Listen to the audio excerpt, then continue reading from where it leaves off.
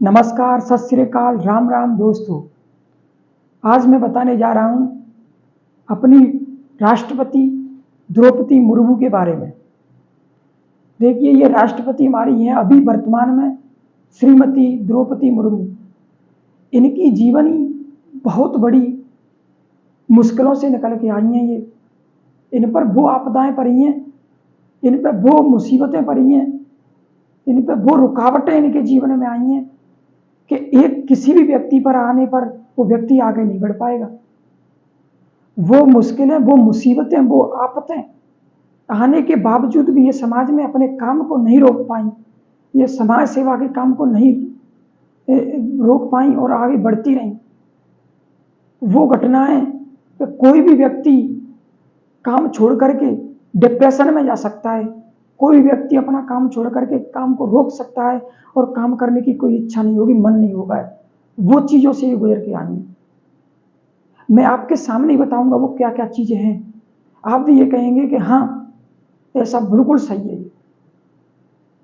श्रीमती द्रौपदी मुर्मू, ऐसी घटना 2009 में उनके 25 साल के एक लड़के की मौत हुई थी। 25 साल के एक लड़के की मौत, असामयिक मौत। उस समय ये विधायक के रूप में काम कर रही थी। तो 25 साल के लड़के जाने पर वो एक विधायक के रूप में काम कर रही थी उड़ीसा में। तब वो डिप्रेशन में चली गई थी कुछ दिन के लिए। काम करने का मन नहीं किया उनका, काम नहीं किया कुछ दिन उन्होंने, पर लेकिन उनको लोगों ने समझाया। कुछ आध्यात्मिक के लोग आए, लोगों ने समझाया, तो फिर वो खाना नहीं खाती थी, काम नहीं करती। लेकिन कुछ दिन बाद वो वापस लौटी, वो समाज सेवा के काम में वापस लौटी। लेकिन ये बात यहीं नहीं रुकी। 2013 में उनके छोटे बेटे की भी मृत्यु हुई थी, उनके भाई की भी मृत्यु हुई थी, उनकी मां की भी मृत्यु हुई थी 2013 में, एक ही साल में। छोटे बेटे, भाई और मम्मी, 3 लोगों की मौत हुई थी। अब उनकी ससुराल में सिर्फ और सिर्फ उनके पति और मायके में भी कुछ लोग बचे थे। अब कई दिन तक उन्होंने ना कुछ खाया ना पिया, इतना डिप्रेशन। तब वह एक विधायक के रूप में काम कर रही थी। कई दिन तक उन्होंने कुछ ना खाया ना पिया। कम से कम बताया जाता है, उनके घर वाले बताते हैं कि उस समय उन्होंने कम से कम 4-5 महीने तक वो डिप्रेशन में रही थी। ना किसी से ज्यादा बात करती थी, ना ज्यादा कुछ खाती पीती। मतलब तब कई लोग आते थे और उनको समझाते थे। लेकिन उसके 1 साल बाद ही 2014 में उनके पति की भी मृत्यु हुई थी। तो ये सारी घटना के निकल करके फिर भी वो राष्ट्रपति के रूप में बनी। ये कैसे ये शुरुआत हुई थी, मैं आपको एक एक करके बताने जा रहा हूं दोस्तों। तो मेरा नाम है हरिओम जादव। मैं आपको आज बायोग्राफी बताने जा रहा हूं श्रीमती द्रौपदी मुर्मू, जो हमारी वर्तमान में राष्ट्रपति हैं। तो मैं शुरुआत करता हूं 1958 से। शुरू करने से पहले मैं आपको बता दूं, वीडियो को लाइक करो, चैनल को सब्सक्राइब करो। ऐसी प्रकार की वीडियो मैं आगे भी लाता रहूंगा आपको, जो बहुत सारी न्यूज मिलेगी, मतलब जानकारी मिलेगी। बहुत अच्छी प्रकार की जानकारी मैं दूंगा आपको। तो अगर आप वीडियो को पहली बार देख रहे हो तो चैनल को सब्सक्राइब करो, वीडियो को लाइक करो। अब मैं शुरुआत करता हूं 1958। द्रौपदी मुर्मू का जन्म 1958 में उड़ीसा के एक मयूरभंज जिले के एक संथाली नामक गांव में हुआ था। द्रौपदी मुर्मू एक आदिवासी महिला कही जाती है। आदिवासी महिला पिछड़ी जनजाति वाली महिला कही जाती है। अच्छा, ये आदिवासी क्या होता है, ये जनजाति वाली महिला क्या होता है, ये क्या चीज है, कह तो देते हैं लेकिन इसके बारे में कोई बताता नहीं है। तो मैं आपको बताता हूँ। आदिवासी उन लोगों को कहते हैं जो इस भारत के मूल निवासी हैं। आदिवासी उनको कहते हैं जो उस समय भारत में कोई नहीं था तभी आदिवासी थे। मतलब मूल निवासी, मुख्य निवासी आदिवासी हैं, और तो सभी लोग बाहर से आए हुए हैं। अच्छा, आप कहोगे तो हम कहाँ से आए हुए हैं? अगर जो आदिवासी नहीं है वो बाहर का है, ये हमारे संविधान में लिखा हुआ है। सिर्फ आदिवासी ही इस भारत के मूल निवासी है, जो इस देश में सिर्फ पूरे देश में 10 करोड़ की जनसंख्या में है अभी। तो सिर्फ 10 करोड़ की जनसंख्या जो आदिवासियों की है वही मूल निवासी है, और बाकी तो सभी बाहर के माने जाते हैं। लेकिन अब हो गए हैं इन भारत के, अभी तो भारत के माने जाएंगे। लेकिन जो संविधान ये कहता है कि शुरुआत के 10 करोड़ की जो जनसंख्या है, अभी 10 करोड़ जो मूल निवासी हैं, आदिवासी हैं, वही भारत के मूल निवासी हैं, वही पहले के हैं। तो उन्हीं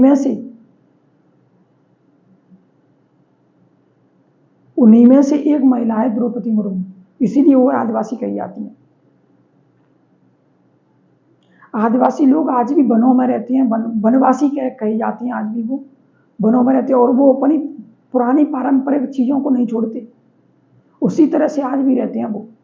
उनको कुछ मतलब नहीं है कि मतलब बड़ी चीजों में आने से, कुछ इंजीनियर बनने से, डॉक्टर बनने से, कुछ बनने से, बड़ी बड़ी चीजों में आने से, पुलिस का अधिकारी बनने से, मतलब अब आज के टाइम पे तो धीरे धीरे विकास हो रहा है, लेकिन अब भी अगर आप देखोगे तो आज भी वो वनों में रह रहे हैं, और वो पारंपरिक चीजों, पुरानी चीजों की तरह ही रह रहे हैं आज भी वो।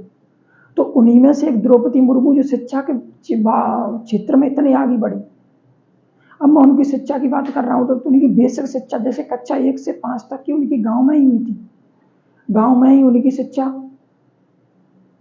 एक स्कूल में, जो प्राइमरी स्कूल होता है गांव का सरकारी, उसी में ही उनकी प्राप्त हुई थी। उसके बाद उनकी कक्षा 6 से कक्षा 10 तक की माध्यमिक शिक्षा उनकी उड़ीसा की एक भुवनेश्वर में एक विद्यालय, आवासीय विद्यालय, जो एक गर्ल्स कॉलेज के नाम से कहा जाता है। मतलब जो वहाँ पर उनके गांव के आसपास कोई माध्यमिक शिक्षा के लिए व्यवस्था नहीं थी, वहाँ पर सिर्फ 5 तक व्यवस्था थी, इसलिए वो भुवनेश्वर गई। वहाँ एक हॉस्टल था, तो हॉस्टल, गर्ल्स हॉस्टल में वो पढ़ने के लिए गई, और वहाँ पर उन्होंने कक्षा 6 से और 10 तक की शिक्षा प्राप्त की थी। और शिक्षा में वो इतनी अच्छी थी कि वो क्लास की मॉनिटर थी, काफ़ी इंटरेस्ट हर चीज़ में, गाना गाती थी, डांस भी करती थी, सारी चीज़ें वो वहाँ करती थी हॉस्टल में, गर्ल्स हॉस्टल, तो हर चीज़ में वो अच्छी थी। लेकिन उनकी वहाँ पर 10 तक की शिक्षा प्राप्त करने के बाद वो बात आती है इंटर की शिक्षा के लिए। तो इंटर की शिक्षा एक रमादेवी इंटर कॉलेज से उन्होंने प्राप्त की थी, और अब 2 साल में यानी कि 1975 से 1970 तक उन्होंने इंटर की परीक्षा प्राप्त की। लेकिन अब बात आती है डिग्री, तो 1970 से 1979 2 साल में उन्होंने एक डिग्री की थी रमादेवी डिग्री कॉलेज से, उसी नाम से एक डिग्री कॉलेज था। अब 1979 के बाद उनकी शादी 1980 में हो गई थी, और उनका सांसारिक जीवन की भी शुरुआत हुई। लेकिन उसके बाद उनकी एक नौकरी लग गई सिंचाई विभाग में, नौकरी की तरह काम करती रही। और उनके जो पति थे उनकी भी एक नौकरी थी बैंक में, तो दोनों नौकरी करते थे और अच्छा उनका सांसारिक जीवन चल रहा था।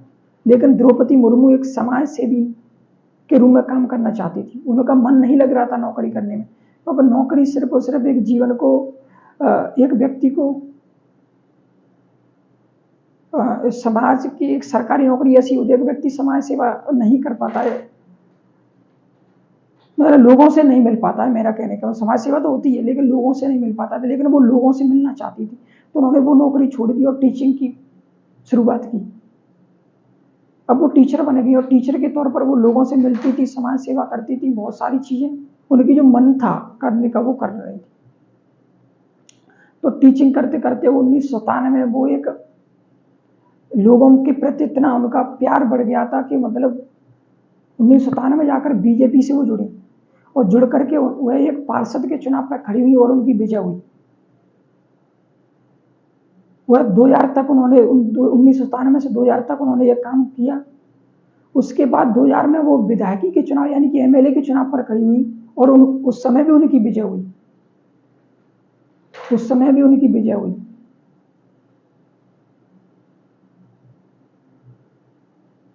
और उसी कार्यकाल में उनको मंत्री बनने का भी सौभाग्य प्राप्त हुआ, और मंत्री बनने पर उन्होंने कई काम किए।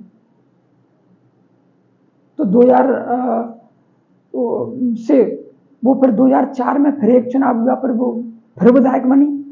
तो 2009 में जो मैंने आपकी बताई, उनका एक बड़े बेटे की मृत्यु हुई थी। वो डिप्रेशन में रही, लेकिन कई दिनों बाद वो निकली।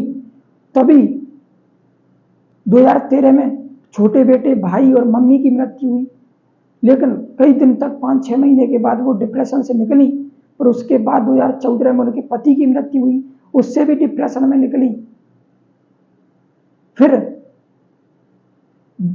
2015 में उनको झारखंड के राज्यपाल के रूप में नियुक्त किया गया। झारखंड के राज्यपाल की पहली महिला झारखंड की राज्यपाल बनी, वो पहली महिला राज्यपाल के रूप में झारखंड में उन्होंने काम किया। और 2015 से 2022 तक वह राज्यपाल के रूप में काम करती रही। सबसे बड़ा कार्यकाल रहा उनका, और पहली महिला रही। ऐसा काम क्यों हो पाया? क्योंकि वो समाज सेवा में इतनी जुड़ चुकी थी कि उनको मतलब पूरा संसार खत्म हो चुका था, उनका घर परिवार पूरा, लेकिन फिर भी वो अपने काम में नहीं रुकती। इसीलिए उन्होंने राज्यपाल के रूप में उनको नियुक्त किया गया। और 2022 में एनडीए की तरफ से, मतलब जो राष्ट्रपति का चुनाव होने वाला था, उसमें एनडीए की तरफ से उनको नियुक्त किया गया, राष्ट्रपति के रूप में नियुक्त किया गया।